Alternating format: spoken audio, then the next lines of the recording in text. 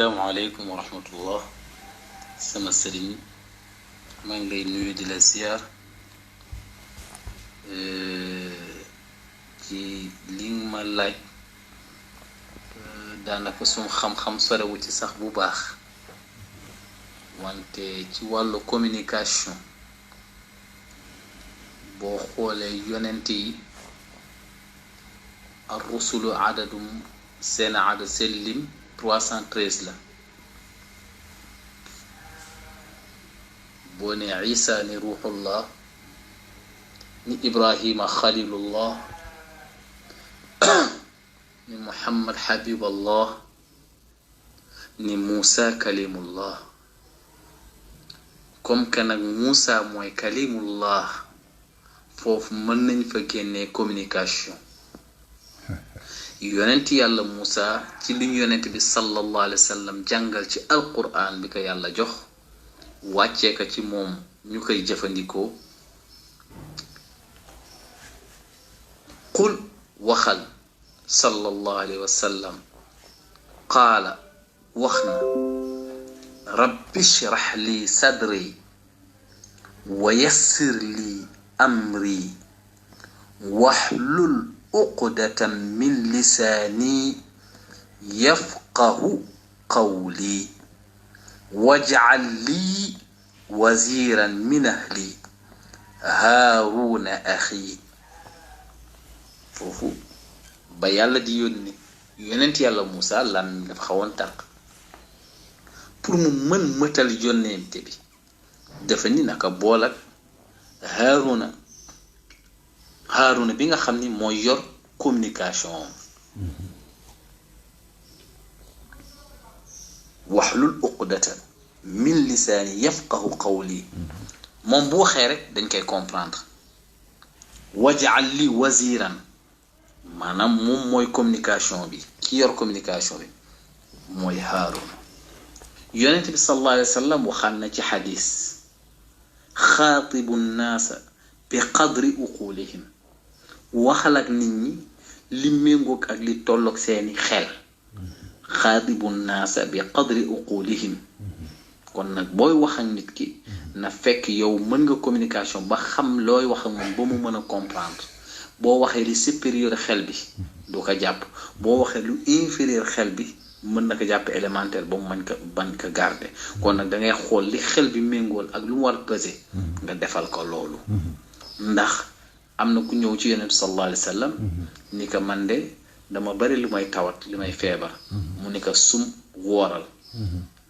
su mu tasixu woor leen bu ngeen wér keneen ki ñëw ni ko man de yonent bi sallallahu alayhi wa sallam dama bëggoon tiyaaba bu bare mu ni ko del julli rakaatal fajri xayru min ad-dunya wa ma fiha ñaari rakka fajar moo gën àdduna ak li ci biir kon nag foofu mën na fa jële yiw ku nekk rek bu ñëwee dina am loo xam ni loolu la lay jox man daal ñaar yooyu moom mën naa la ko dénk bu fekkee nag am na leneen looy laaj nga waxaan ma ko incha allah incha allah Seydi Daat yow mat nga ma sëriñ jërëjëf salaamaaleykum jërëjëf voilà bien donc asalaamaaleykum bonjour na ngeen def j'espère que koor gi ñu ngi koy muñ parce que nag ren moom koor gi defe naa xëy na côté Kaolack ak yooyu moom war na tàng bu baax ay Tamba ak ñoom seen waaye waa Dakar defe naa ñoom amuñu lu ñu wax dëgg yàlla koor ren bi moom xaw na neex tuuti nag ndax coono yi bëriwul wax yu bëriwul guddee tëdd geeg ñoom seen coono yi daan am jamono yi non couvre-feu moom mooy loolu def naa ak couvre-feu bi xëy na ku nekk yaa ngi xewlu ci wàllu koor bi voilà ma leen di ziar ku nekk ci darajaam nu mu toll te yàlla xam na ne ñu baax a baax ngeen ñu am daraja incha allah donc comme man maay taalibe ñoom Lay Bamba Seck su ne ñu ne ma ay ca kaa ñu jéem a xool lan lañu war a mun def comme yaa féete mag ñu seet nu ñu war a mën a doxalee pour gën a mën a méngoo li ñuy def ak jamono voilà loolu moo indi ñu ne nañuy waxtaanee tey sur la communication simplement ça vraiment c'est un petit truc sur comment est-ce qu'on fait la communication, quelles sont les conditions d'une bonne communication ñaare si ça loolu laa bëgg waxtaanee voilà parce que bu dee naka la entreprise di defee communication am na kenn ko xam nar a waxtaanee tout à l'heure incha allah li ci des mooy comme aljuma la ñu ne li ñuy wax tamit xëy na est-ce que diine nekku ci est-ce que diine dafa gëmm rek ci li ñuy def est-ce que diine dafañ rek nañ dem ci jàkka ji nuyoo julli est-ce que affaire askar la kese yore kurus affaire dem wéttali ko ci sëriñ bi est-ce que lan la est-ce que diine waxul dara ci ñun li ñuy liggéey parce que li ci ëpp si ñun mooy dañuy def marketing defe ne marketing bokkul ak diine di def beneen affaire mooy logistique muy leneen ak leneen li ñuy def yëpp li ci ëpp duñ ci xool diine dañ naan ça c'est on compartimente en disant non ça c'est mon métier, c'est ma profession, il n'y a rien de religieux dedans. Maintenant, quand j'aurai fini mon travail, c'est là que je vais aller vers la religion. Voilà, c'est ça. Les gens ne font même pas attention au fait que beaucoup de règles, beaucoup de chartes qui existent dans notre quotidien sont inspirées d'abord par la religion et la culture. Par exemple, quand on parle d'intégrité, quand on parle de bonne gouvernance, quand on parle de lutte contre la concussion et la corruption, quand on parle des bonnes mœurs etc. yooyu yëpp ay mbir la yoo xam ne diine moo ko indi ci diine la jóge mais nag c'est vrai que ñun yar nañ ñu yar goo xam ne comme ñun tubaab yi nu yar li ci ëpp ñoom yar bi ñu lay yar moom dañuy jël sa xam-xam ak sa diine ak sa aada tegal la ko fële na la yow na nga ñëw bokk ci ñoom ni ñuy gisee te ñoom bañ ñuy jël fekk na ñoom xëy na pare woon nañu ci diine ba teg ko fële ne ñoom dañ séparer état ak religion alors que nag ñun xëy na dañ jàpp ne foog ñu boole ñaari maanaam mooy tax suñu mën a am dal mooy à la fois ñu boole suñu dund bis bu ne ci xam-xam biñ koy defee wante tam am pas-pas ci ne li ñuy def diine moo ko lal loolu defe naa c'est très important te fu mu ëppee njëriñ mooy ci ñi nga xam ne dañuy tuddee seen bopp intellectuel wala dañ tuddee seen bopp ñu jàng ça c'est vraiment très important parce que da ngay def ne boo jàngee philosophie ba pare tas nga guerre bi que xam-xam ñu ça doit être purement scientifique dafa am nuñ koy defee dafa am ñoo xam ne ñoo am xam-xam am ñoo xam ne ñoom émotion lañ yore comme ni Senghor doon wax nga xam ne wax bu dëng la quand il disait que l'émotion est nègre et la raison est hellène c'est wax bu dëng la ndax ci diggante bi les nègres ont démontré à plusieurs reprises qu'ils ont une raison énorme. Et les Toubabs aussi ont montré rien qu'avec le coronavirus là que face au problème ils mettent en avant l'émotion mais loolu bëgguma ko waxtaanee c'est juste pour dire que waruñu xeeb lu ñu am dañu war a góorgóorlu pour seen nuñ ciy avancer lii nag jéego bu ma teg la pour encourager sama benn xarit bu baax bu ñu tuddee Imam Ahmed Kanté ku am xam-xam la ku jàng université la ba jeexal jàng yi fa jàng di jeexee ci domaine yu gën a pointu yu maanaam mbirum environnement waaye ku mënoon waxtaanee la ci lii maa ngi koy soññ boobu ba léegi bëgg naa su ma defee lii ba mu gis samay dëng-dëng mu am envie mën a ñëw moom tamit def ci waxtaan boo xam ne waxtaan boobu moo gën a jub ndax moom borom xam-xam la ci wàllu diine xam na bu baax ci wàllu tubaab te je crois que na ci mën dem kon Imam Ahmed Kanté maa ngi lay invité nga déglu boo dégloo ba pare nga jàppale ma si incha allah ñu mën a nga mën a ñëw tamit bokk ci waxtaan bi di nuyu di gërëm tamit sama xarit sama turando sama cousin sama lépp Mouhamed Moujtaba Daat bu Ndar bu Thierno sama nijaay Moussa amul njëriñ wante daal ci kër gi la bokk mais Sénégal ñëpp am mbokk yu baax kon sànq daal moo leen gën a noonu muy indi ay fàttali ndax wàllu xam-xam moom loo ci xam-xam tout le temps del wuti tamit ku la ci jàppale ma bëggoon balaa may commencer wax ci communication ngeen may ma tuuti ma fàttali mbirum xale yi keroog waxtaane woon naa ko ma ne woon ku nekk na ci waxtaan fàttali ci ndax xale yi ñu ngi ci kër yi te xamuñu leen di dal nañ ci bàyyi xel bu baax a baax a baax éviter di yónni xale yi ñuy génn ci kër yi éviter xale yi di dem di ubbi bunt yi ndax loolu man waxuma la sax danger bi ci nekk ci sàcc xale yeeg yooyu mais danger feebar bi parce que yaa ngi nëbb sa doom ci biir kër gi bañ mu génn yenn saa yi kii jaay glace wala yu mel noonu day ñëw ci bunti pin rek xale ba daw rek dem ubbi xëy na la mu fay laal dara du ci set wala mun na ci am feebar wala yeneen ak yeneen kon may soññaat sama bopp di leen di soññ ñu fàttaliku xale yi ñu leen di sàmm ñu leen di surveiller di leen di seetlu di leen di settantal fexe ba xale yi jigéen ñi ñu ber leen daal ba noo xam ne duñu mën a vulnérable par rapport ak ay góor yu leen mag yoo xam ne mën nañ fa def ay yëfu caaxaan xale yu góor itam ñu encadré leen ci ak foo goo xam ne foowu xare la mu bañ nekk dara loo xam ne mbirum jigéen la ñu leen di surveiller itam ñu bara gaañ seen bopp incha allah di surveiller itam seen i température yooyu yëpp incha allah ngir mën ci jàpp yàlla nañ yàlla di bëri daal ba lii ñëpp génn ceeg jàmm ñun tam ñu mën a aar suñuy doom incha allah bu ko def alors donc la discussion d'aujourd'hui porte principalement sur tout simplement la technique de communication. C'est vrai qu'on avait un vrai problème de titre. Comment allons-nous titrer cette petite session? Pour une raison très simple, je ne suis pas un expert en islam. Je ne peux pas me permettre de parler au nom de l'islam ou en tant qu'expert de l'islam. Ce n'est pas du tout mon domaine. Voilà, c'est ça. Par contre, je m'y connais un peu en communication et ça, je sais comment en parler. Et j'ai aussi une petite culture générale, je veux bien le préciser, dans le domaine de l'islam, qui me permettent peut-être de convoquer certains versets ou en tout cas certains hadiths qui en réalité traitent un peu de cet aspect de la communication. Donc c'est un exercice qu'on commence en fait et sur lequel on va essayer de voir quelles sont les techniques de communication qu'on peut utiliser surtout dans la communication interpersonnelle et notamment les aspects sur lesquels l'islam a apporté notamment des éclairages ou des éclaircissements ou en tout cas des éléments qui permettent de mettre le lien entre les savoirs développés en classe et les savoirs qui ont déjà été développés dans le texte coranique ou en tout cas dans les hadiths du prophète Mohammed sallallahu alayhi wa sallam. Alors, la communication, vous le savez, la communication donc c'est un processus par lequel les individus cherchent à notamment partager ou échanger des informations.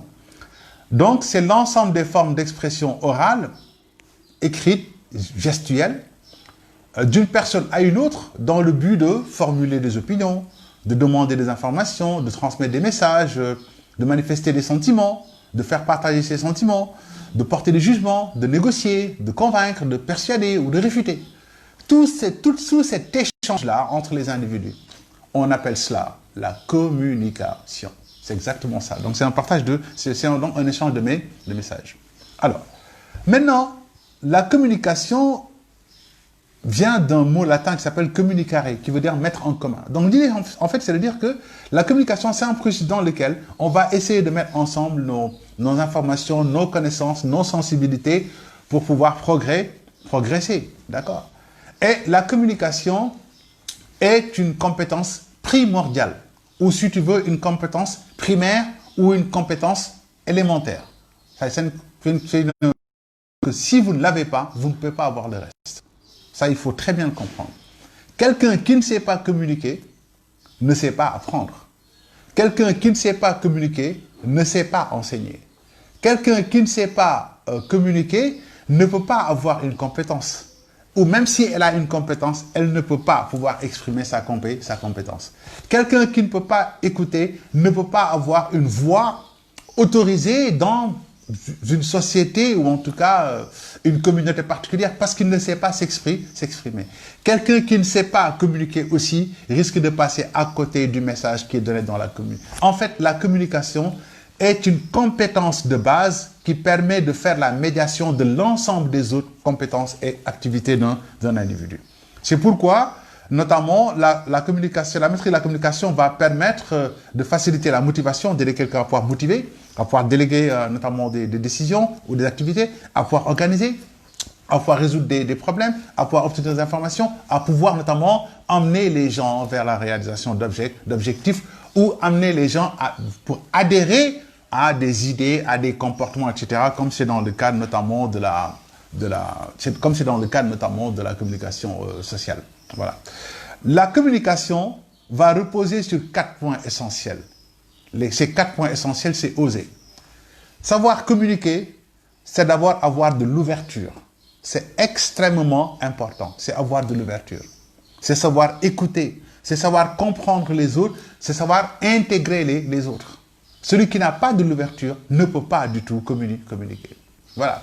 Sous ce rapport, je voudrais juste rappeler un verset du Coran qui parle non seulement de ça, mais de plusieurs autres choses. Quand le Seigneur, notre Seigneur, subhanahu wa ta'ala, a envoyé le prophète Mohammed sallallahu alayhi wa sallam, il lui a lui-même donné des cours de communication. Et parmi les cours de communication qu'il lui a donnés, il lui a dit فَبِمَا رَحْمَةٍ مِّنَ اللَّهِ لِنْتَ لَهُمْ وَلَوْ كُنْتَ فَزًّا غَلِيظَ الْقَلْبِ لَانفَضُّوا مِنْ حَوْلِكَ فَاعْفُ عَنْهُمْ وَاسْتَغْفِرْ لَهُم وَشَاوِرْهُمْ فِي الْأَمْرِ وَإِذَا عَزَمْتَ فَتَوَكَّلْ عَلَى اللَّهِ. Quand vous regardez bien cet aspect-là, le Seigneur, en fait, le Seigneur dit au prophète Mohammed sallallahu alayhi wa sallam, c'est par la grâce de ton Seigneur que tu es quelqu'un d'ouvert. Mais si tu n'étais pas ouvert, tu n'aurais pas pu rassembler les gens, encore moins porter un message. Donc, voyez un premier point qui est très très important.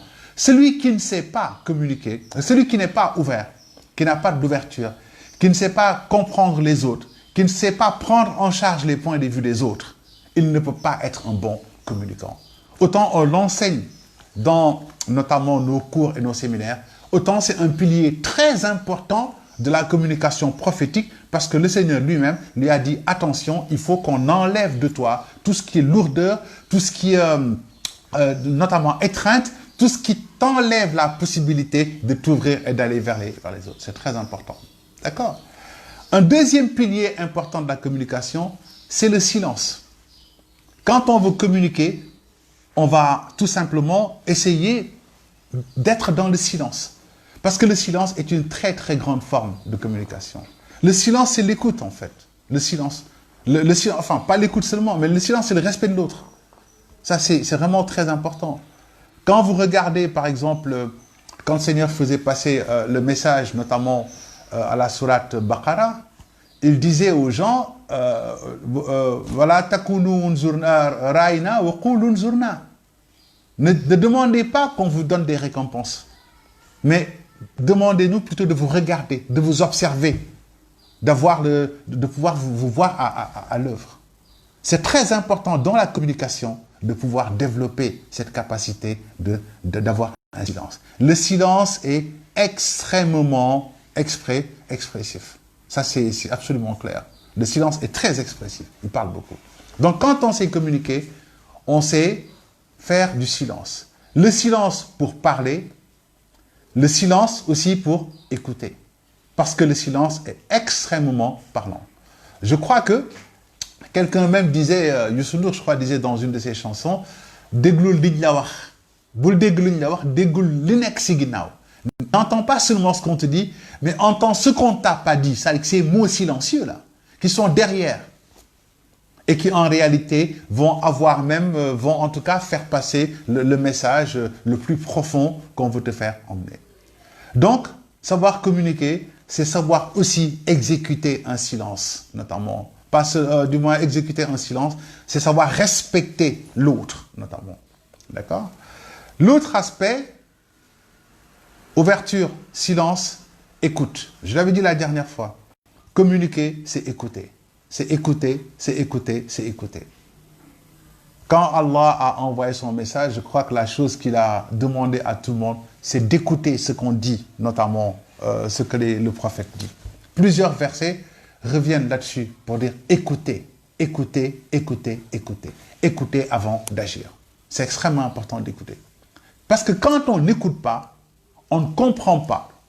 Et quand on ne comprend pas, on ne peut pas faire passer son message. Ou bien, quand on reçoit un message, quand on ne comprend pas, ben on ne peut pas adhérer au message. Et comme je vous l'ai dit, l'écoute n'est pas une écoute passive, l'écoute est une écoute active. C'est très important. Parce qu'on est dans un processus de dialogue, d'échange. Le dernier point, c'est le regard. Pour faire référence notamment aux aspects notamment, comment on appelle ça encore, non-verbaux. Parce que comme je l'ai dit, plus de 50% de la communication de l'individu est une communication non-verbale. Et il est important d'observer pour pouvoir détecter cet aspect de la communication. Mais communiquer, pourquoi? Je crois que c'est ça l'idée. Dans la communication que nous faisons, nous cherchons à faire passer des messages. Quelquefois à vouloir convaincre l'autre. Et sous ce rapport, un verset important du Coran va venir nous rappeler quels sont les principes, quelles sont les règles de la communication à respecter pour pouvoir notamment, en tout cas, atteindre un objectif dans sa communication ou amener l'autre à adhérer à sa communication. Il y a un verset énorme notamment où le prophète le Seigneur aussi, Allah, enseigne au prophète comment faire pour que ta communication passe. Il lui disait,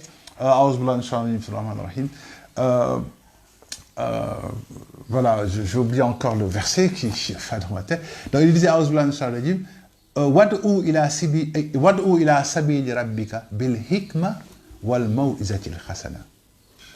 À mon avis, c'est rien que ça aurait suffi de cours de communication si certains enseignants savaient exactement qu'est-ce que renfermait ce verset du moins. Wad'u ila sabili rabbika bil hikma wal maw'izatil hasana. Appelle les gens à la voix de ton Seigneur, appelle les gens à venir rencontrer le message de ton Seigneur, bil hikma, par la psychologie. Wabil maw'izatil hasana, par notamment l'encouragement. Ces deux aspects sur lesquels on aurait pu vraiment arrêter, nous, notre échange. Pour dire, quand vous voulez communiquer, il est très important d'être quelqu'un de particulièrement psychologue. C'est-à-dire savoir aller et être au niveau de celui avec qui notamment on discute et celui qu'on veut transformer ou bien celui à qui on veut faire adhérer notamment le message auquel on fait. Et ça rappelle ce qu'on disait même dans la vente tout le temps, c'est cette dimension psychologique. Tout part de l'esprit. Un individu, c'est son esprit qui apprécie ou qui n'apprécie pas. Je crois que c'est Matar Seck Mboro, que vous connaissez peut-être, qui disait notamment que dof du wàccu, parce que xel mi du tey. Voilà, dof du wàccu, xel du tey. Parce que xel mooy bëgg. Mais am xel ne lii de rafet na ma bëgg ko sama xel bëgg ko wala lii man rafetul wala neexuma fekk xel mooy bëgg di bañ xel la mais y a rien d'objectif yéen saa kenn day bëgg dara kenn ñëw ne ko yow noo mën a bëggee lii loolu xel la donc xel mooy nangu dara wala xel mooy bañ dara kon su fekkee dama bëgg communiquer ak nit ki bëgg ko indi man ci li nga xam ne loolu laa bëgg moo xam damay jaay moo xam damay naxanteeg nit ñi moo xam damay conseiller moo xam ñaar ñuy xulloo seet nu may defaree loolu yëpp pour mën a dox il faut que ma commencer par képp ku may waxal ma mën a dem ba tolloog yow sa xel fu mu toll wad'u ila sabili rabbika bil hikma. C'est très important ma seet sa xel fan la toll ma dem egg sa xel fu mu toll ngir ñu mën a seet naka la ñuy mën a def ba juboo bil hikma. Deuxième élément, wal maw'izatil hasana. Quand tu communiques avec quelqu'un pour le faire changer d'avis ou pour l'amener à adhérer à un point de vue ou bien pour l'emmener à, en tout cas, je sais pas moi, changer ou accepter une proposition. Quand l'individu commence à dire oui, ça commence à m'intéresser, quand c'est fini, faisons-le tout de suite. Encourage-le. Quand quelqu'un dit ok, votre idée m'intéresse, ou bien ce que tu me proposes c'est bien, etc., ça pourrait m'intéresser, ne commencez pas à lui dire ok, donc il faut que tu sois parfait tout de suite. Non. Wal maw'izatil hasana. Accompagnons cet individu. Aidons-le. Essayons de lui montrer pas à pas comment aller vers l'objectif auquel nous voulons l'amener. Et pas seulement dire, puisque tu es d'accord ou puisque tu as compris, il faut le faire. Non, il faut accompagner.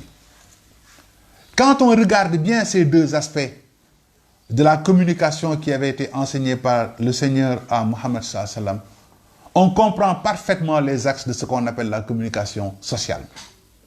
La communication sociale. La communication sociale utilisée aujourd'hui dans tous les domaines, le sida, tout ça, etc., repose sur ces deux versets-là. Du moins sur ce verset-là, ces deux piliers. Wad'u ila sabili rabbika bil hikma wal maw'izatil hasana. Parce que la communication sociale cherche à provoquer des changements. Quand tu veux changer quelqu'un, il faut d'abord être à son niveau. Un. Deuxièmement, quand l'individu commence à s'améliorer, qu'on puisse l'aider à s'améliorer pas à pas. Dans la réalité, la communication sociale, même la communication de crise, aurait dû être le thème d'aujourd'hui. Mais comme Ndiaye Alioune a bien traité de ça, je n'ai pas voulu revenir là-dessus. Et je crois qu'il y a aussi quelqu'un qui va traiter la communication d'entreprise. C'est pourquoi je n'ai pas voulu là-dessus. Il y a aussi quelqu'un qui a traité la communication sociale. Je ne veux pas revenir pour redire des choses que les gens ont déjà dites. Mais j'ai envie d'insister sur certains points. Quand on se réveille et qu'on dit, OK, il y a le coronavirus, vous devez porter des masques, vous devez avoir des gels, etc., etc., vous devez avoir de la distanciation sociale, c'est de la nouveauté pour nous. Tu ne peux pas m'imposer tout de suite qu'il faut qu'il en soit ainsi. Il faut m'expliquer pourquoi. Il faut m'expliquer comment. Il faut me dire quel est l'intérêt qu'il y a dans ça. Il faut m'amener à avoir personnellement, spontanément, envie non seulement de le faire, mais d'être moi aussi un relais même dans ma communauté pour que ça puisse marcher. Et pour ça, on ne joue pas sur les comportements, on joue d'abord sur les attitudes psychologiques, bil hikma, dans la tête. Parce que si dans ma tête, je ne suis pas convaincu que ce que vous me dites est pertinent, ben les comportements, je pourrais complètement passer à côté.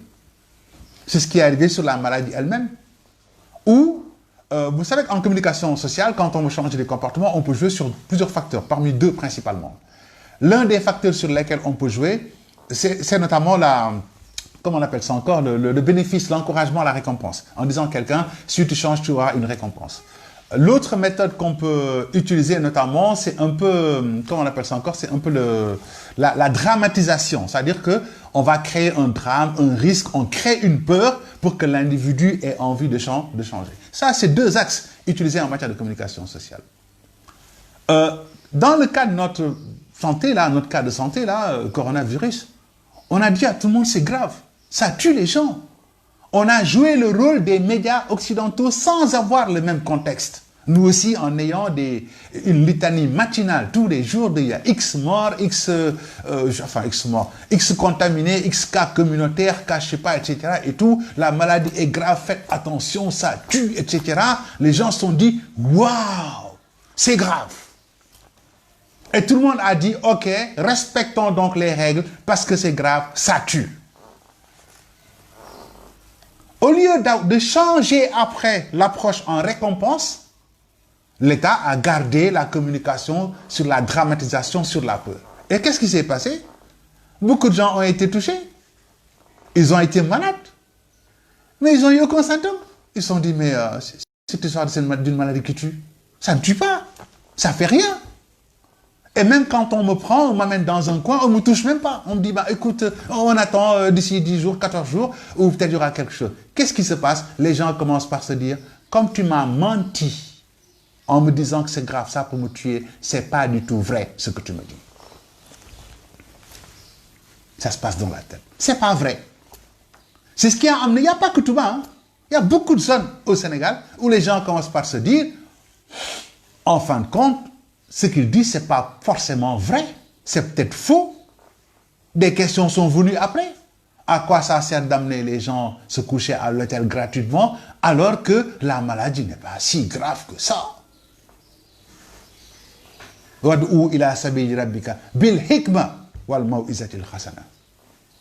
On aurait dû travailler sur la peur au départ, ensuite travailler sur la récompense. Pour que, après que les gens aient peur et se disent que j'ai envie de changer, qu'on les encourage spontanément eux-mêmes à changer en travaillant maintenant sur la récompense. En montrant que la maladie n'est pas si dangereuse qu'on le dit, que c'est méchant, mais qu'on va voir comment s'organiser pour que ça marche. Et dans la récompense, c'est là qu'on met aussi la fin des difficultés. Parce que dans la communication de récompense, on va dire d'accord, ça a été vraiment difficile, on a été très content, on est fiers de vous, mais bientôt on va revenir vers la situation normale, on va retourner à l'école, on a un calendrier, on va le faire, etc. Les gens vont se dire, le bout du tunnel est là, donc on va essayer de respecter les règles. Ça, c'est un élément de récompense qui facilite notamment l'adhésion, notamment de la cible à la communication que vous lui donnez. Ok? Donc, cet aspect récompense vient trouver le deuxième aspect qui a été souligné par ce verset, Wal mau'izatil hasana. Wal mau'izatil hasana. Encourager l'autre à pouvoir s'améliorer petit à petit. Wal mau'izatil hasana.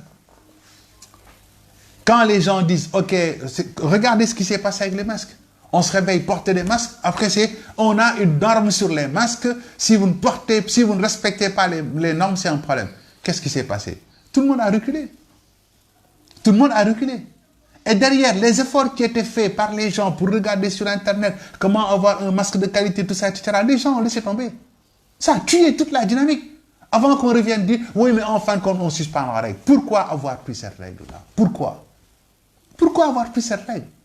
Quand vous encouragez quelqu'un à faire quelque chose qu'il ne connaît pas ou qu'il n'a pas l'habitude de faire et qu'il commence par dire « ça m'intéresse », au lieu de lui dire « arrivons à 10 », on commence par lui dire « arrivons à 1 ». Commençons par 1. Voilà, mau'izatil hasana. Commençons par 1. On raconte l'histoire d'un monsieur du temps du prophète Mohammed sallallahu alayhi wa sallam qui était un de ses amis et qui n'était pas croyant.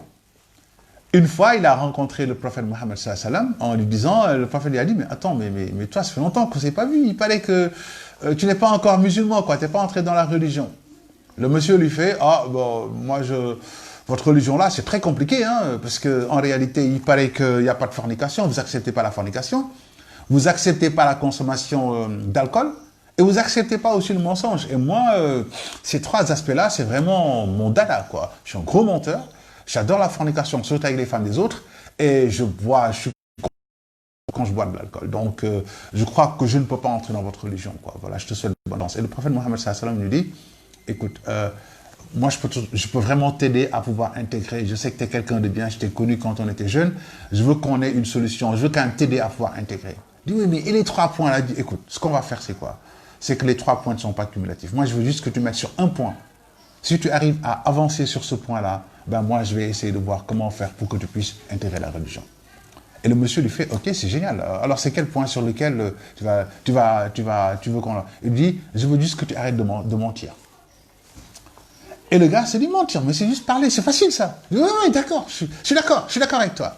Je vais faire un effort important et je te garantis, je prends un serment que je ne vais plus mentir. Mais pour le reste, tu me laisses faire ce que je veux. Et il lui dit, d'accord, fais ce que tu veux. Et le prophète Mohammed sallallahu alayhi wa sallam s'organisait pour le rencontrer de temps en temps dans la rue. Et il dit, bonjour, alors mon ami, comment vas-tu? Il fait, ah, ben, ça va très très bien. Alors tu viens d'où là? J'avais promis de ne plus mentir, en fait je viens de chez la femme de tel, voilà, on faisait de la fornication. Il dit, ah bon, d'accord. Ben écoute, à la prochaine, il ne le juge pas. Après ça va être, alors mais ça va, je t'ai pas vu, ça fait longtemps, t'es où là? Tu viens d'où? Je viens du bar là-bas, tu vois, je suis allé trinquer un peu, voilà. Et il ne le juge pas. Et l'avantage c'était qu'il lui donnait le même respect. Et le monsieur, au fil du temps, a commencé à faire son propre examen et a commencé par se dire, aller coucher avec la femme d'autrui. C'est quelque chose que, logiquement, ne peut pas être bon. Et rien comme étant quelque chose de bien. Je vais faire un effort pour arrêter ça. Il a arrêté ce deuxième point. Ensuite, il s'est dit, quand je prends de l'alcool, je perds de ma respectabilité. Je me trimballe, les gens me courent derrière, je ne comprends plus rien. C'est un gros problème. Donc, notamment, qu'est-ce qui va se passer? Il va se dire, je vais essayer de laisser tomber ça. Donc, graduellement, il a laissé tomber le mensonge, ensuite la fornication, ensuite l'alcool. Voilà. Donc, le prophète Mohammed sallallahu alayhi wa sallam ne s'est pas seulement arrêté à le conseiller, à lui montrer que ça pourrait être un intérêt pour lui de s'améliorer. Il ne s'est pas seulement arrêté là. Quand le monsieur aussi a dit, je ne peux pas le laisser, il lui a pas dit, donc, puisque ce n'est pas possible, on va utiliser une autre manière forte. Non. Il lui a dit, on va t'encourager. Wal mau'izatil hasana. Par un point, ensuite un deuxième, ensuite un troisième, etc., etc. C'est comme ça que ça marche. C'est le même exemple de Khalid ibn Walid, qui est l'un des plus grands guerriers de l'islam et qui avant était un très grand ennemi de l'islam. On peut discuter de plusieurs de ces choses-là. Il y a des savants mieux placés que moi pour pouvoir discuter de ces choses-là. Donc, quand on communique avec des gens, surtout dans la communication sociale, avec une chose très nouvelle, on peut se dire, ok, c'est compliqué, il faudrait que je change des comportements et je ne peux pas passer par la récompense. Je suis obligé de passer par la dissuasion, par la peur. Tu crées une peur, mais la peur ne peut pas être éternelle. En certain moment, il faut arrêter la stratégie de la peur pour aller vers la stratégie de la récompense. C'est là qu'on peut encourager les gens à mieux participer. Voilà. Ça, donc, c'est un point sur lequel je voulais revenir et qui est, à mon avis, très important. Donc, cette histoire de la communication, du wad'u ila sabili rabbika bil hikma wal mau'izatil hasana, va aussi faire comprendre que quand on veut communiquer avec quelqu'un, on sort pour aller vers cette personne. On ne peut pas dire, je communique moi comme je veux, ou bien je communique avec mes mots, ou bien je communique avec ma vision, je communique avec mon point de vue. Non. On communique en allant à la rencontre de l'autre. C'est très important. On va à l'encontre de l'autre. Mais qu'est-ce qui nous permet de pouvoir aller à la rencontre de l'autre et de pouvoir le rencontrer pour vraiment échanger? il y a un point très important qui est en préalable pour celui qui veut communiquer. C'est avoir de la crédibilité. C'est avoir de la crédibilité. Quelqu'un qui ne respecte jamais sa parole ne peut pas avoir assez de crédibilité pour faire passer un message, quelle que soit par ailleurs l'importance ou la qualité du message. Si vous êtes quelqu'un dont la parole ne vaut pas grand-chose, c'est un problème. Parmi les personnes, quand notamment dans le Coran, Allah subhanahu wa ta'ala nous disait quelles sont les caractéristiques de quelqu'un de bien, quand al-birr, laysa al-birr an tuwallu wujuhakum qibala al-mashriqi wal-maghrib jusqu'à la fin, il va dire que la vraie caractéristique c'est wal mufuna bi ahdihim iza ahadu. Celui qui respecte ses engagements quand il s'est engagé. C'est très très très important. Quand tu vas dans la sourate Al-Mu'minun, dans les caractéristiques de qu'est-ce que c'est qu'un vrai musulman, ceux qui font tout pour respecter leur engagement et leurs promesses. Quand vous êtes quelqu'un qui, dans le passé, ne respectait pas ses engagements, ne respectait pas ses promesses, et que vient une situation où vous devez porter la communication, il y a de fortes chances que cette communication ne passe pas. Parce que vous êtes quelqu'un qui ne respecte pas ses engagements. Et ça, c'est très important d'y faire attention, d'avoir une crédibilité. Un aspect qui permet d'avoir de la crédibilité aussi, c'est travailler son image. C'est travailler son image. Chacun doit travailler à sauvegarder son image pour avoir la plus belle image possible. Parce que l'un des aspects qu'il faut comprendre dans la communication entre individus, c'est que nous sommes des animaux. Les animaux ne portent pas d'habits. Les animaux ne se maquillent pas. Mais nous, on est dans des relations sociales où on comprend un certain nombre de facteurs et chacun cherche à se valoriser. Ce n'est pas pour rien que nous portons des habits. Ce port d'habits-là doit aussi être un port qu'on doit privilégier dans notre vie et dans notre relation et dans la communication avec les autres. C'est d'une importance capitale, le fait de pouvoir organiser soi-même une belle image. On ne demande à personne d'être quelqu'un de parfait. La preuve, c'est que Allah, à plusieurs reprises, a fait comprendre aux gens que ne jugez que ce que vous voyez. Ne jugez pas l'intérieur des gens. Parce que ça, c'est mon domaine. Il faut très bien comprendre ça. Ne jugez pas l'extérieur des gens. L'intérieur des gens, jugez leur extérieur. C'est pourquoi on dit, toi, travaille ton extérieur. Parce que Dieu a protégé. Quand tu travailles bien ton extérieur, il y a de fortes chances que ça puisse passer. Chez votre Hamdou Diouf, un grand musulman qui était quelqu'un qui a beaucoup contribué à l'islam, que j'ai eu l'occasion de connaître, de rencontrer plusieurs fois, que Dieu ait son âme et l'amène au paradis. Une fois, on discutait ensemble avec d'autres gens, d'autres jeunes, et il disait, vous les jeunes là, quelquefois, vous ne comprenez pas très bien certains concepts de l'islam et vous faites des mélanges. Et il donne un exemple très simple en disant que certains gens, par exemple, pensent que quand tu fais une chose qui est contraire ou bien qui semble contraire à ce que tu as dit, ça peut paraître de l'hypocrisie. Et il dit non, il faut analyser le contexte pour savoir si c'est une hypocrisie ou pas. Et il donne l'exemple du prophète Mohammed sallallahu alayhi wa sallam, qui en fait avait reçu la visite de certains de ses amis, enfin de ses compagnons. Et ses compagnons, qui sont toujours en quête d'apprentissage, lui demandent, mais monsieur le prophète, que pensez-vous de tel et tel et tel comportement et attitude? Parce qu'eux, ils ne donnaient pas des noms. Ils disaient, ils travaillaient sur les comportements et les attitudes. Que pensez-vous de telle attitude ou de tel comportement? Et le prophète Mohammed sallallahu alayhi wa sallam disait, ces attitudes et ces comportements sont blâmés par l'islam. Parce qu'être quelqu'un qui passe son temps à regarder ce qui se passe chez les autres, à les médire, à montrer ce que les gens cachent, ça, c'est des comportements très mauvais qu'aucun musulman ne devrait adopter. Et à peine il termine son discours, la personne dont ces gens faisaient allusion entre et salue pour entrer dans la maison. Et c'est là que les compagnons lui disent, Ya Rasulallah, monsieur le prophète, en fait, ce dont on parlait, les qualités dont on parlait, c'est ce monsieur-là qui les a. Le prophète dit, il n'y a pas de problème, sallallahu alayhi wa sallam. Il reçoit le monsieur dans les meilleures conditions, vraiment, et extrêmement gentil avec lui, lui demande de ses nouvelles, des nouvelles de sa famille, etc. et tout. Et vraiment, ils ont tellement bien discuté, il a tellement bien accueilli le monsieur. Et quand le monsieur partait, il a appelé sa femme, son épouse plutôt, qui est son maman aussi. Il a appelé son épouse et lui a dit, prépare-moi un petit présent pour mon hôte. Et quand elle a préparé le présent, ben, elle l'a remis à son hôte, Aïcha, radiallahu anha. Et le monsieur est parti très heureux que le prophète lui ait donné ça. Quand le prophète Mohammed sallallahu alayhi wa sallam est parti, quand du moins l'autre est parti, les compagnons qui n'ont rien compris ont dit au prophète Mohammed sallallahu alayhi wa sallam, mais attention, Ya Rasulullah, on vous parle de gens, de comportements qui sont très mauvais. Le monsieur arrive, on vous dit que c'est celui-là qui a ces comportements, et vous l'accueillez mieux que vous nous avez accueillis nous-mêmes. Il leur dit oui. Cet accueil que je l'ai fait, ce n'est pas dû à son grade ou à son importance.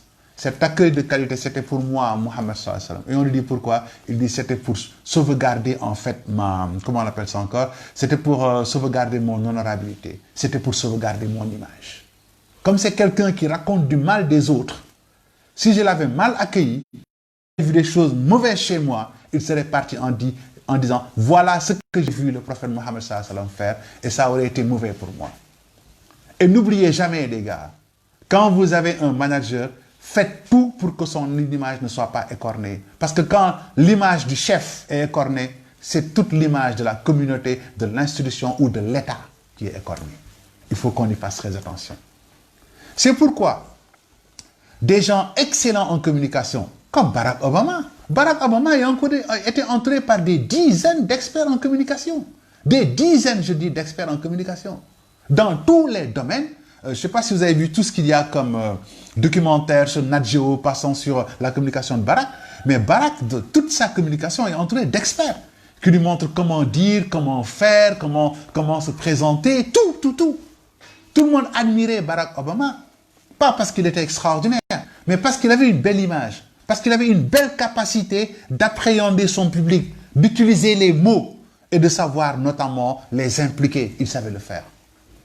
Donc pour ça, on l'apprend. La communication, c'est pas parce qu'on a un ou deux journalistes qui sont très bons en communication ou un expert qui vient de je ne sais où.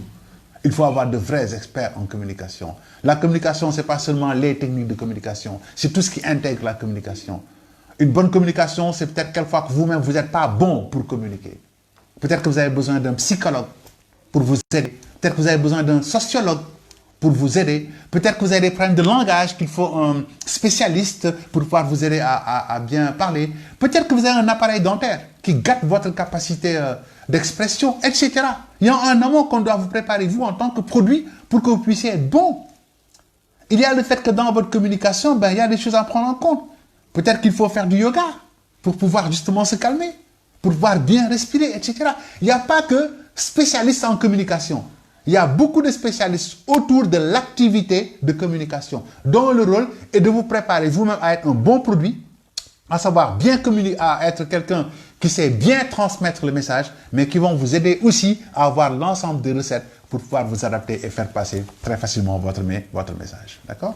Alors, donc, notamment, ce qui se passe, c'est que quand on est donc dans cette... bonjour Ngoné, bonjour Aliou, bonjour Zo, vraiment bonjour tout le monde, bonjour mon Goro Diaw de Ziguinchor. Je salue tout le monde, je suis en train de faire un exercice un peu difficile parce que je parle d'islam alors que je ne suis pas islamiste, mais j'essaie de faire le lien. Et l'idée pour moi, c'est d'attirer des gens comme Imam Kanté pour qu'eux-mêmes puissent venir faire ce type d'émission parce que je crois qu'ils sont mieux placés que nous. Mais on va essayer d'échanger, notamment sur le plan de la com. D'accord? Comme je l'ai dit, le but de la communication, c'est de... J'avais fait un petit... comment on appelle, une petite digression, c'est même pas une digression, pour parler un peu de la communication sociale du gouvernement, parce que je crois que très sérieusement, il y a un travail énorme à faire dans ce domaine-là. C'est très, très, très important. Parce que quand on veut communiquer avec un groupe, surtout dans le cadre d'une communication sociale ou dans le cadre d'une communication de crise, je crois qu'il faut s'adapter au groupe. C'est d'une importance capitale. Dans la communication de crise, qui est un gros mot, ce qui se passe, c'est que la communication de crise est interpellée à chaque fois qu'un événement inattendu, imprévu, spectaculaire viennent amener des effets très négatifs et qui en réalité vont créer de la peur. Dans des cas comme ça, on développe ce qu'on appelle une communication de crise. La communication de crise n'est pas une communication de réponse. La communication de crise, c'est pas « je vais vous apporter la solution au problème ». Non, la communication de crise a pour objet d'aller calmer les esprits. C'est ça l'objet de la communauté de crise, de la communication de crise. C'est d'aller calmer les gens, c'est d'aller calmer leur esprit, c'est d'aller notamment limiter ou enlever la peur. Parce que quand on est dans la peur, quand on est dans le stress, on est dans une tension qui fait qu'on perd sa raison. Et pour qu'on puisse discuter avec quelqu'un, il faut d'abord le calmer. C'est pas pour rien que nous, dans notre culture, quand quelqu'un vient, il est dans des situations, oui, mais à la maison, ça ne va pas, il y a des problèmes, on commence par lui dire, assis-toi, bois de l'eau. Assis-toi, bois de l'eau. Pour que tu te calmes. Parce que tu es surpris par ce problème-là, ça te met dans une tension qui t'empêche de réfléchir. Donc, il faut qu'on calme. La communication de crise, c'est d'abord ça son job. C'est de dire, on met une équipe, on va faire une communication très coordonnée pour calmer les gens. Et quand les gens se seront calmés, on commencera maintenant à discuter des choses, de la gravité du problème, mais aussi de cette nécessité. C'est comme ça qu'on gère une communication de crise, quels que soient les contenus ou la méthode d'enseigner ça, c'est ça l'objet de la communication de crise. Mais il est important pour un chef, quand il communique, de pouvoir être au niveau, comme je l'ai dit, des personnes avec qui il communique. Le prophète Mohammed sallallahu alayhi wa sallam, Dieu qu'il avait envoyé, lui avait dit « Wahfid janahaka lil mu'minin » ou bien « Wahfid janahaka liman ittaba'aka minal mu'minin » ou bien « liman ittaba'aka minhum » dit « Ramène-toi à leur niveau. Ne leur montre jamais que tu es supérieur. Ne leur montre jamais que tu as une différence extraordinaire. Mais ramène-toi au niveau des autres. Vis la situation comme eux. » C'est pourquoi cet excellent communicateur qui était Mohammed sallallahu alayhi wa sallam, dont le message jusqu'à aujourd'hui est vilipendé partout, avait très sérieusement des éléments sur lesquels nous tous, on aurait pu apprendre. Nous tous. Parce que ce n'était pas quelqu'un qui restait dans son bureau pour dire « rendez-moi compte ». C'est quelqu'un qui allait au marché. C'est quelqu'un qui s'est réveillé et qui n'avait pas de quoi donner la dépense quotidienne. Parce qu'il était dans la dèche. Oui, oui. C'est quelqu'un qui allait rencontrer des gens se battre et il faisait tout pour que les gens arrêtent de se battre. C'est quelqu'un qui humiliait et qui acceptait cette humiliation-là. N'oubliez pas cette histoire avec ce jeune juif qui tous les jours venait jeter sa poubelle à sa porte. Et il avait dit aux membres de sa famille, ne lui faites absolument rien. À chaque fois qu'il jette la poubelle, ramassez et allez le faire ailleurs. Pourtant, c'est le prophète Mohammed sallallahu alayhi wa sallam. Jusqu'au jour où il n'a plus vu ses poubelles, il est allé se renseigner, on lui a dit que le monsieur est malade, il est allé se rendre à son chevet pour prier sur lui. Et le monsieur lui a dit, j'atteste que tu es un prophète de Dieu. C'est là qu'il est entré dans l'islam. Ah oui, les gars, il faut savoir que la communication, vraiment on a de très bons exemples, parmi lesquels le prophète Mohammed sallallahu alayhi wa sallam. Maintenant, le prophète là, il allait quelquefois au marché, on le trompait. Il voulait acheter un kilo de riz, les gars lui disaient que ça coûtait un peu plus cher, il l'achète. Ah oui, parce que c'est du commerce aussi. Il allait à la rencontre avec les gens. Quelquefois, il sortait la nuit extrêmement, il avait la dalle, comme on dit, ce que les gosses appellent bol d'off là. Ah oui. Une fois, il s'est réveillé tard la nuit pour aller chercher de quoi manger. Il a rencontré Omar. Omar, qu'est-ce que tu fais ici à cette heure-ci? Moi aussi, j'ai faim. Il rencontre Abou Bakar. Ah ben, Abou Bakar, qu'est-ce que tu fais là? Ben, moi aussi, j'ai faim. C'est pourquoi je n'arrive pas à dormir, je traîne mal. Et ils se sont dit, on va aller voir un des compagnons qui, lui, est très généreux, qui a les moyens et qui peut éventuellement les aider. Ils sont allés voir le monsieur. Le monsieur les a accueillis avec beaucoup de plaisir, beaucoup de bonheur. Il leur a préparé à manger, notamment vraiment de la très très bonne viande. Ils ont mangé et le prophète Mohammed sallallahu alayhi wa sallam a dit au monsieur, est-ce que je peux amener une petite part de la viande pour le garder pour ma femme Fatima? Viande. Ça fait 3 mois qu'elle n'a pas mangé de viande. Quel est ici le chef dont les enfants restent 3 mois sans manger de viande? Quel est le chef ici qui a faim? Quel est le chef qui va au marché et qui connaît les problèmes? Quel est le chef qui savent quels sont les problèmes que les gens rencontrent au niveau local? Quel est le chef qui comprend que pour acheter des masques, c'est compliqué pour les gens, parce que quelquefois avoir 500 francs, même si c'est très compliqué. Ah oui, oui, oui. Quels sont les chefs qui comprennent qu'il y a des gens qui sont en réalité des chefs de famille et qui du jour au lendemain vont être virés? Et que cette histoire de distribution de vivres là, ça ne pourra pas venir. Est-ce qu'il y a au Sénégal des chefs, quelle que soit leur nature, qui comprennent que Allah a dit وَلَقَدْ كَرَّمْنَا بَنِي Adam, que Dieu a honoré l'être humain? Est-ce qu'il y a des gens ici qui comprennent ça parmi nos chefs? Est-ce qu'il y a des gens qui comprennent que la chose la plus honorable pour Allah, c'est l'être humain? Qu'il ne faut pas le rabaisser, qu'il ne faut pas l'amener tout le temps à dire viens quémander, je vais te donner, qu'il ne faut pas lui dire ferme là, tu ne vaux absolument rien, c'est moi le patron, qu'il faut l'amener à te dire c'est moi le chef et que tu l'écrases tout le temps. وَلَقَدْ كَرَّمْنَا بَنِي آدَمَ وَحَمَلْنَاهُمْ فِي الْبَرِّ وَالْبَحْرِ. Ça, des gens qui ont appris le Coran le savent. Il faut donc que nous respections nos gens. C'est pourquoi, dans un verset du Coran, le Seigneur rappelait la pratique des mécréants qui disaient au prophète Ma li haza ar-rasul ya'kulu at-ta'am wa yamshi fi al-aswaq lawla unzila alayhi malak. Regardez-moi ce prophète qui va au marché, qui se fait duper, qui est parmi les gens, qui n'a pas de château, qui n'a rien.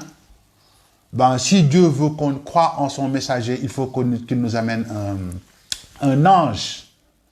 Parce qu'un ange, au moins, ce serait extraordinaire pour nous. Mais Dieu a répondu plus tard dans une sourate qui est la sourate 6, où il disait que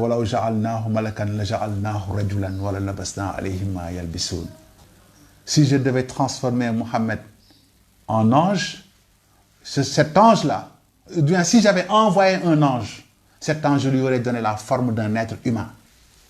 Parce qu'un humain ne veut parler qu'à un humain. Un humain, on ne peut pas envoyer un mouton pour être notre prophète. Il faut qu'on nous amène un humain comme nous pour pouvoir nous parler. Et quand il nous parle, on aimerait qu'il nous parle dans notre langue et dans ce qu'on peut comprendre.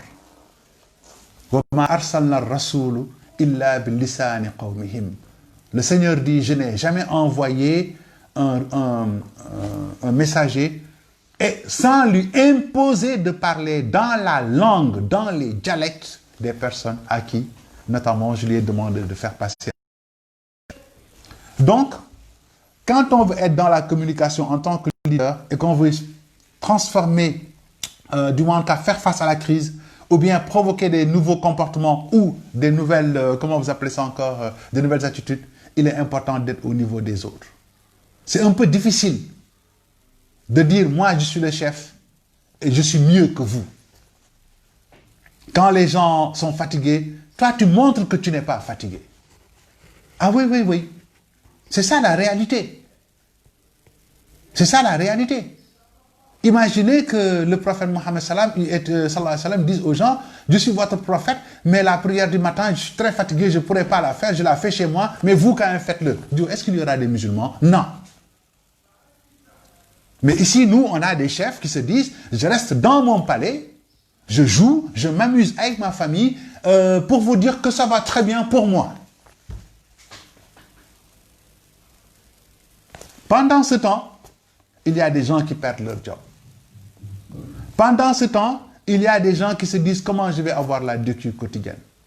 Pendant ce temps, des parents d'élèves se disent j'ai moi envoyé mes enfants à l'école et je ne sais pas comment ça va se passer. Les gens sont là. Il y a des gens qui négocient des contrats qui se disent est-ce que le contrat sera signé? D'autres ont signé des contrats en se disant puisqu'il n'y a pas de date, est-ce que le contrat ne sera pas annulé? Je veux dire, on dirige des gens qui sont tous dans des problèmes énormes. Vous, les chefs, vous dites, en fin de compte, il faut que vous compreniez que je suis au-dessus de vous et que vous êtes des gens misérables. C'est comme ça que je comprends certaines situations. En tout cas, le prophète Mohammed sallallahu alayhi wa sallam, lui, c'était quelqu'un qui avait les mêmes problèmes que les autres et même pire problème que ces gens-là. Abaisse-toi devant les gens à qui tu vas envoyer le message, devant ces gens que tu es censé, notamment, que tu es censé diriger. Et mieux que ça, dans cette communication, Allah lui dit, même dans la prise de décision, dans la plupart du temps, cherche à avoir leur point de vue. Associe-les dans la prise de décision. Pour une raison très simple.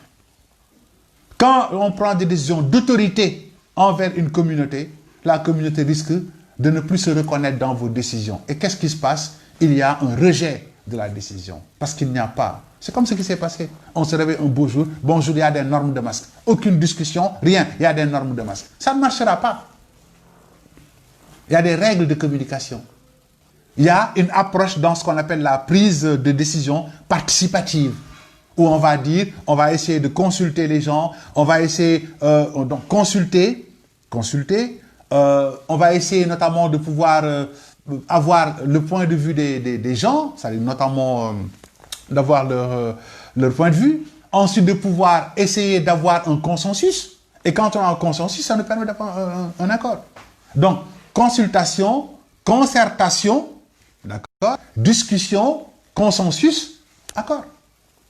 C'est ce qu'on apprend, nous, dans nos amphis et dans nos écoles.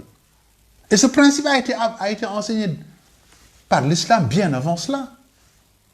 Parce que quand le Seigneur disait فَبِمَا رَحْمَةٍ مِّنَ اللَّهِ لِنْتَ لَهُمْ وَلَوْ كُنْتَ فَزًّا غَلِيظَ الْقَلْبِ لَانْفَضُّوا مِنْ حَوْلِكَ فَاعْفُ عَنْهُمْ وَاسْتَغْفِرْ لَهُمْ وَشَاوِرْهُمْ فِي الْأَمْرِ وَإِذَا عَزَمْتَ فَتَوَكَّلْ عَلَى اللَّهِ. Il dit, sois au-dessus d'eux, du point de vue des comportements. Pas pour leur montrer que je suis en haut, mais sois ouvert. Pardonne-leur. Et de la compréhension et de la compassion pour eux. Et même si ce ne sont pas des experts dans ces choses auxquelles moi j'étais envoyé, comme ils en sont les destinataires, ne prends pas de décision de ton propre chef sans en discuter avec eux pour avoir leur point de vue. Parce que le fait de prendre le point de vue des gens ne veut pas dire qu'on va faire eux ce qu'ils font, mais c'est de leur donner cette impression et ce respect que vous avez été impliqué dans la prise de décision, même si la décision qui est prise n'est pas la décision que tout le monde voulait. C'est très important, ces choses-là. Donc, quand on est dans des situations comme ça, où on nous parle d'une communication avec des experts en communication qui ne nous disent pas où est-ce qu'on va aller, comment va-t-on le faire, rien. Et qu'on se dise pourquoi ça ne marche pas, ça ne peut pas marcher. La communication est une activité organisée. C'est une activité qui nécessite d'oser, qui nécessite d'écouter, qui nécessite d'avoir de la compréhension, qui nécessite un respect de son interlocuteur. C'est très important de respecter son interlocuteur.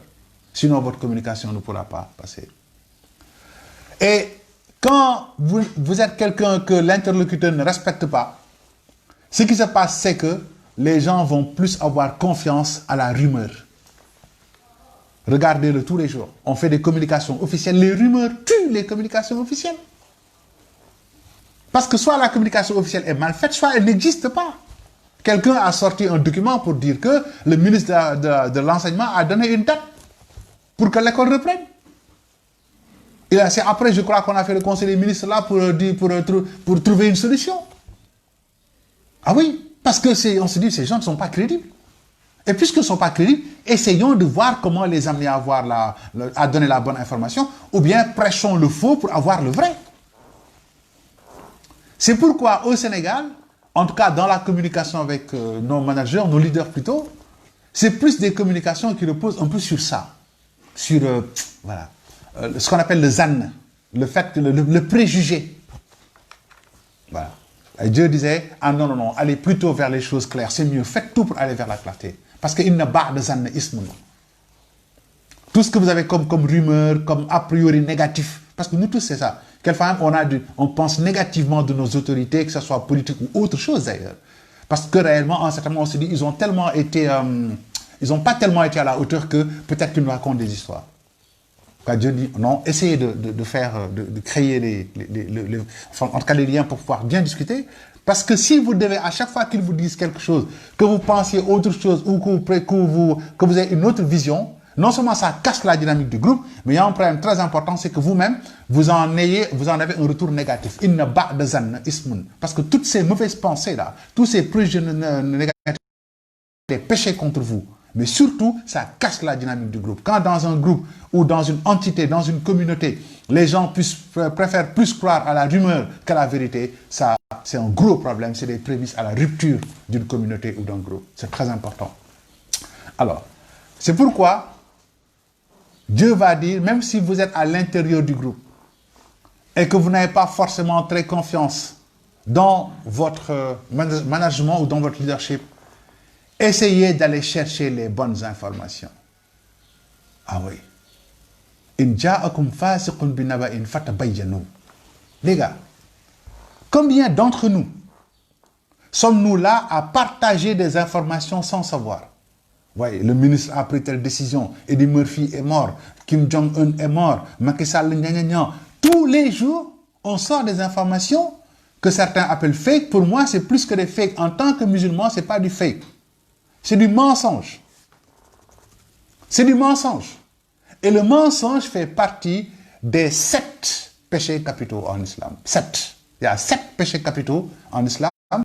Après l'enseignement du prophète Mohammed sallallahu alayhi wa sallam, dans ces 7 péchés capitaux, je crois que le deuxième est notamment le mensonge. Parce que quand vous faites passer le mensonge, vous êtes aussi un menteur. Qu'est-ce qui nous empêche d'aller vérifier? Mais fatabayyanu. Allons chercher des preuves. Allons demander des éclaircissements. Allons demander des sources.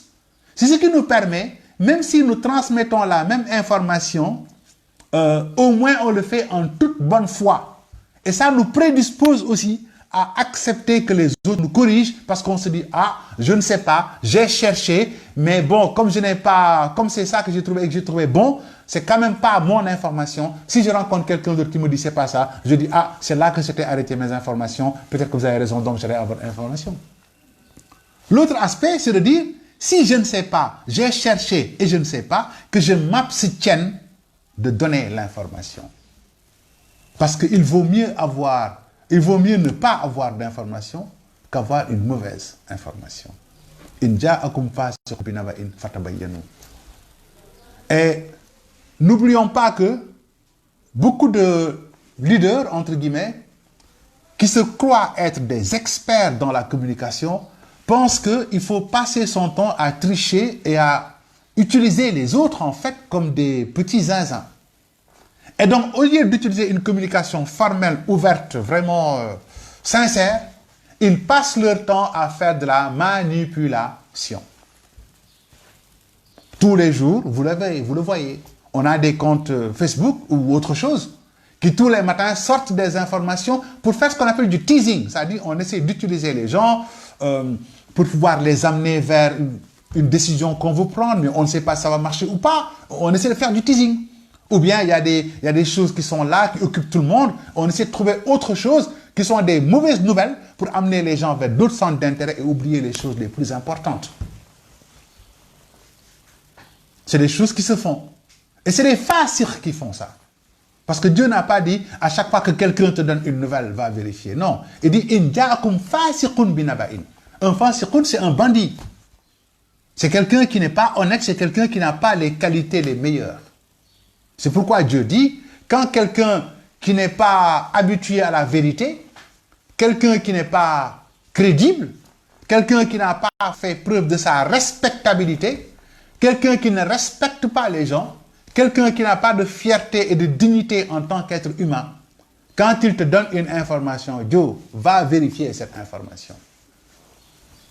C'est pourquoi le prophète Mohammed sallallahu alayhi wa sallam encourageait ses compagnons à lui poser des questions. À chaque fois qu'il donnait une information ou qu'il donnait un apprentissage, ces gens lui disaient, pardon, monsieur le prophète, comment est-ce qu'on peut comprendre ça? Qu'est-ce que vous entendez par là? Quelle est l'explication qu'on peut en avoir? Et quelquefois, il leur disait, on ne comprend pas.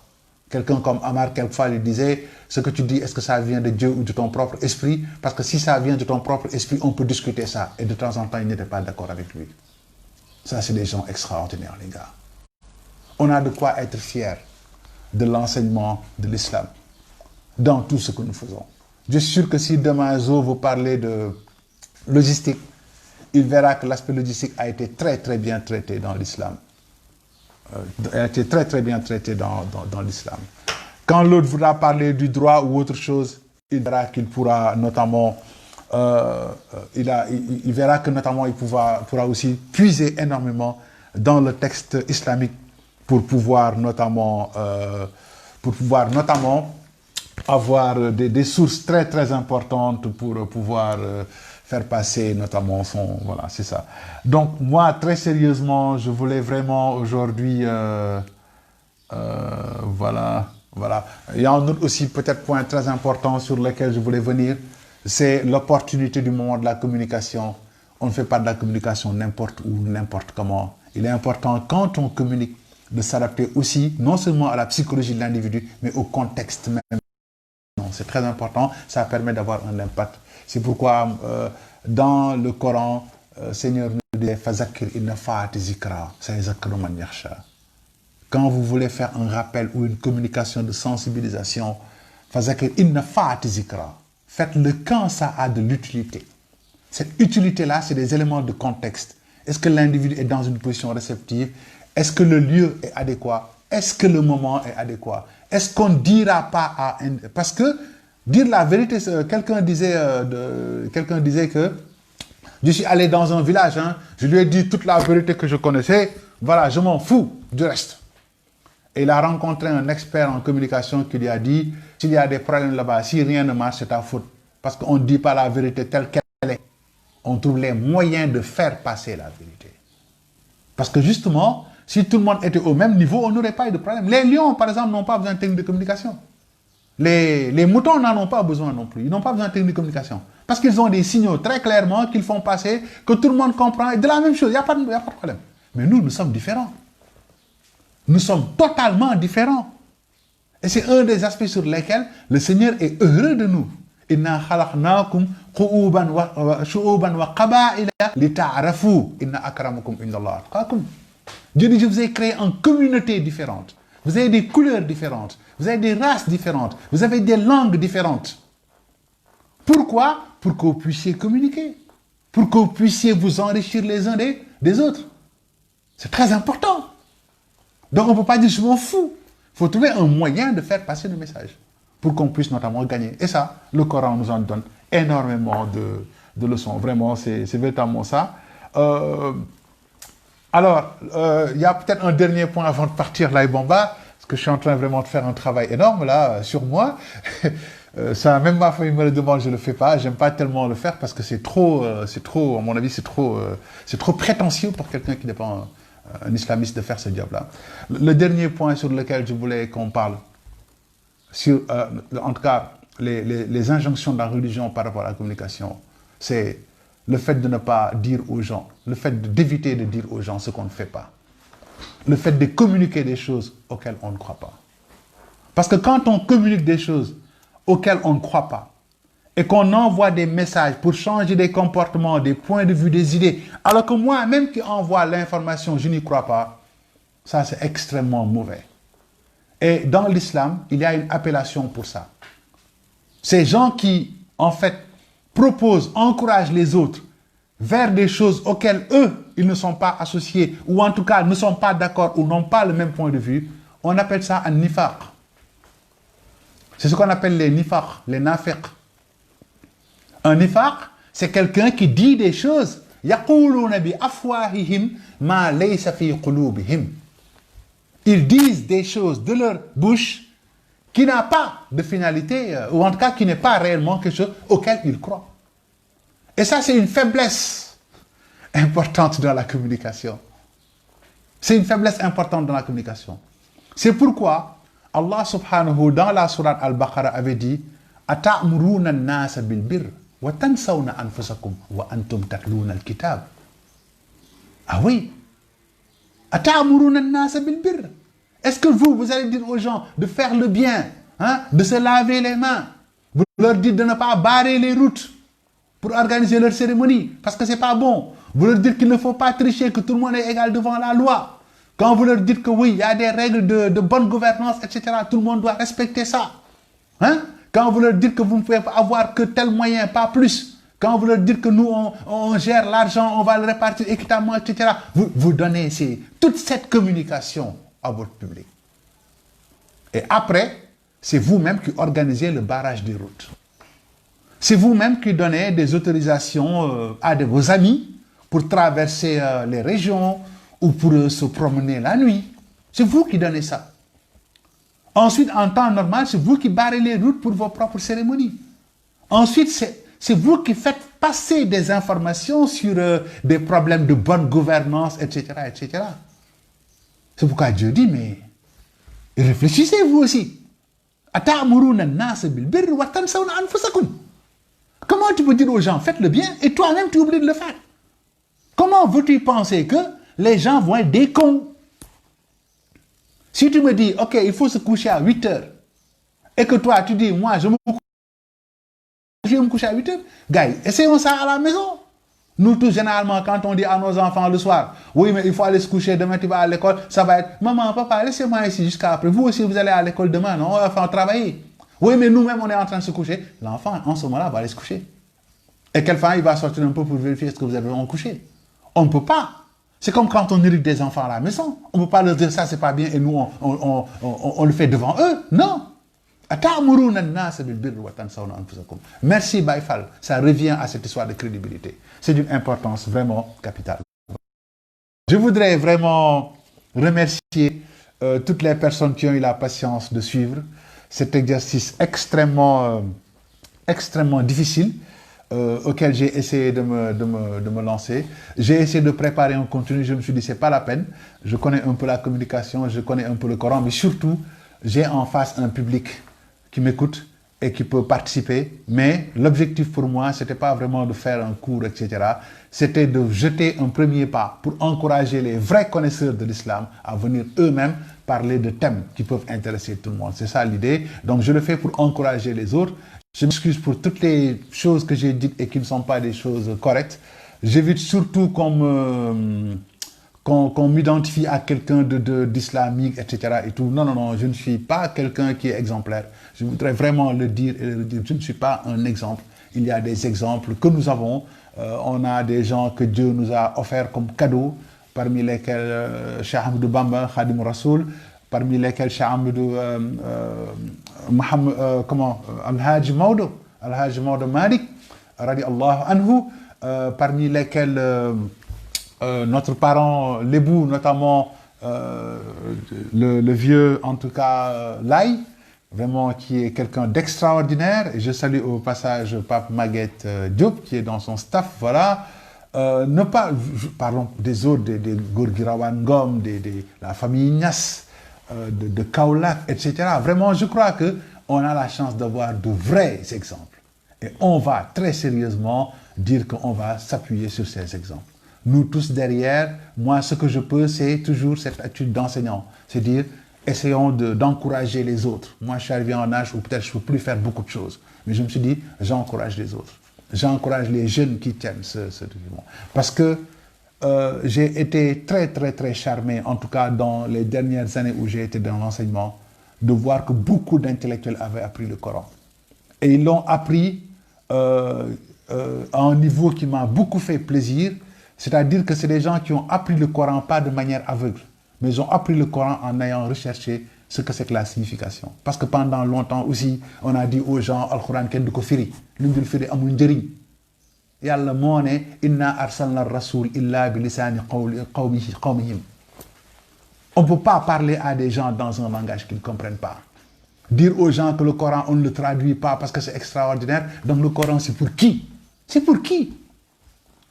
Une Algérienne qui vit en France avait dit que pour elle, elle trouve le Coran génial. On lui dit pourquoi? Parce qu'elle dit, on se rend compte que Dieu parle directement aux hommes, quoi, dans le langage des humains. Par exemple, il y a un ayat où Dieu dit, Wala aqulu lahuma uffin lakum. Wala aqulu lakum uffin. Où Dieu dit, ne dis pas à tes parents ouf. Il dit ce mot ouf là, c'est un mot utilisé par les êtres humains.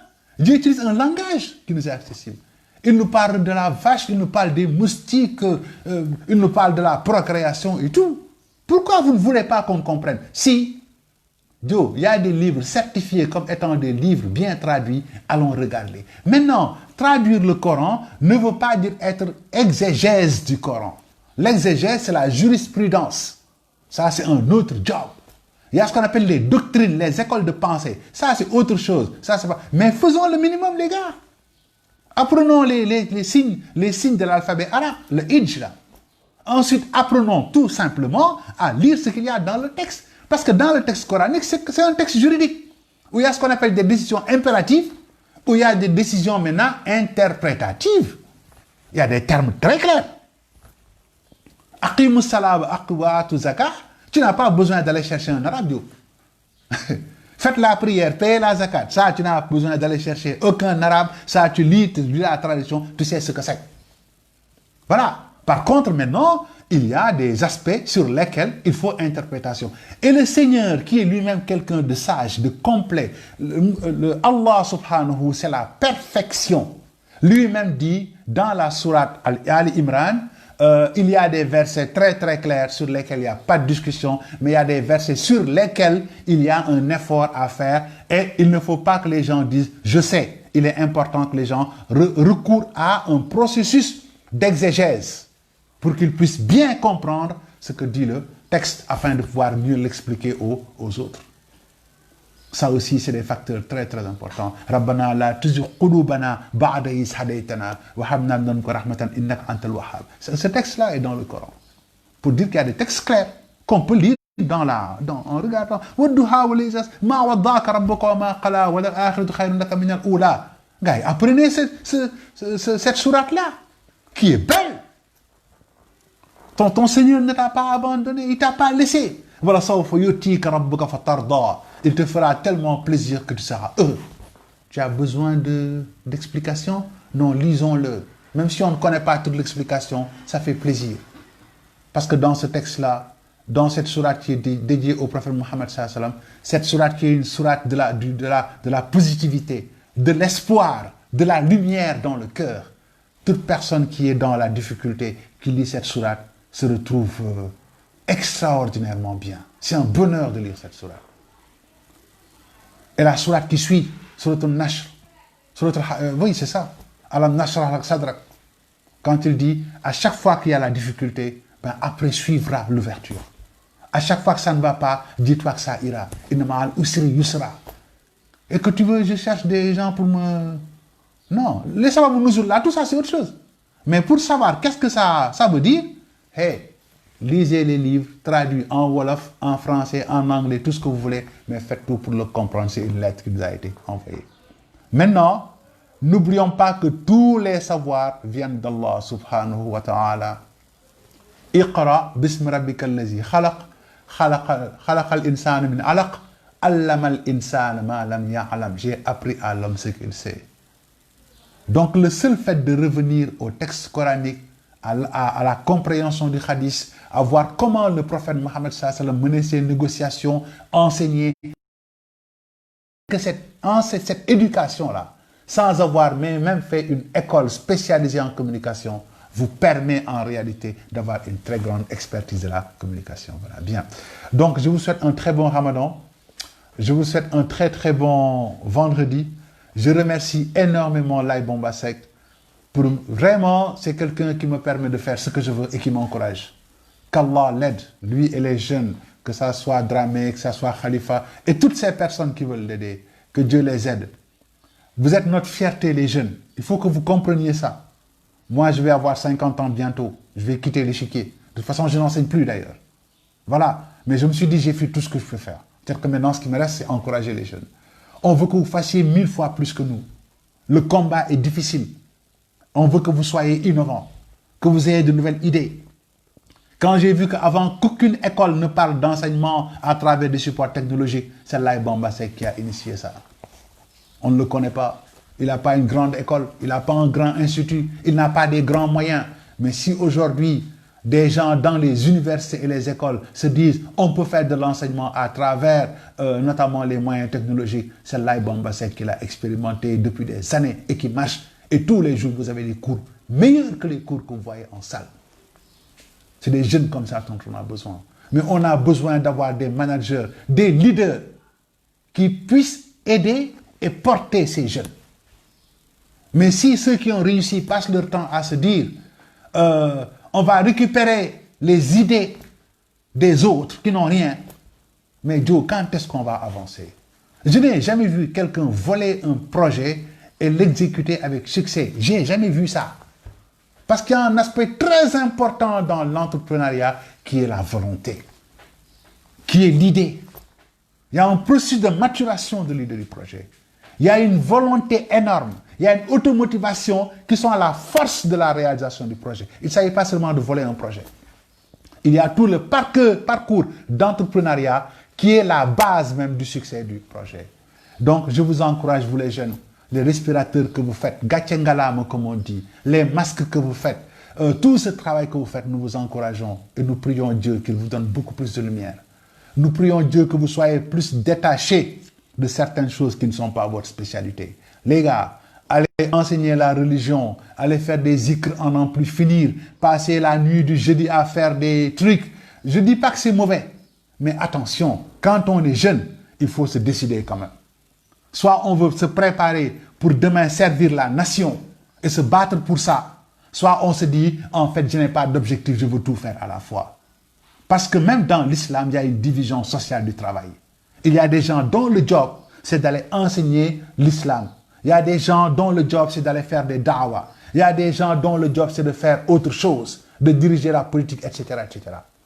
Mais vous ne pouvez pas, en tant que jeune, être à la fois des bons talibés, des bons connaisseurs de la région, être des grands showman aussi, savoir être... Tout faire en même temps, les gars. Donc, nous, on a besoin d'ingénieurs. On a besoin d'entreprises qui fabriquent tout le matériel médical. On a besoin d'entreprises de grande technologie. Et ça, ce n'est pas des gens qui passent leur temps à se dire que c'est des grands talibés. Ces gens-là ne pourront jamais le faire. Les gars, nan yeewu tuuti. Bay xaar yalla, dem fekk yalla. Aujourd'hui, ces gens font tout. Nous devons avoir honte en tant que musulmans que de la tête aux pieds, tout ce qu'on a vient de ceux qu'on appelle nous des mécréants. Et pourtant, on mange bien de la soupe des mécréants. Ils nous donnent à boire, à manger, ils nous habillent, ils nous transportent, tout. Alors que Dieu avait dit que je confie la terre aux musulmans, aux hommes, et parmi les hommes, je le transfère aux musulmans. Mais les musulmans disent non, on va prendre nos chapelets, on va crier sur tous les toits, on va emmerder les gens dans la rue, etc. Et tout, nous sommes de bons musulmans. Jusqu'à quand vous khayde. Et vous espérez aller au paradis facilement comme ça. Parce que je crois que beaucoup de gens ne comprennent pas ce qui se passe après la mort, ou même à la mort. Parce que souvent, nos gens nous parlent que le paradis. Ce serait bien que ceux qui enseignent l'islam disent aux gens comment se passe le sakaratul maut.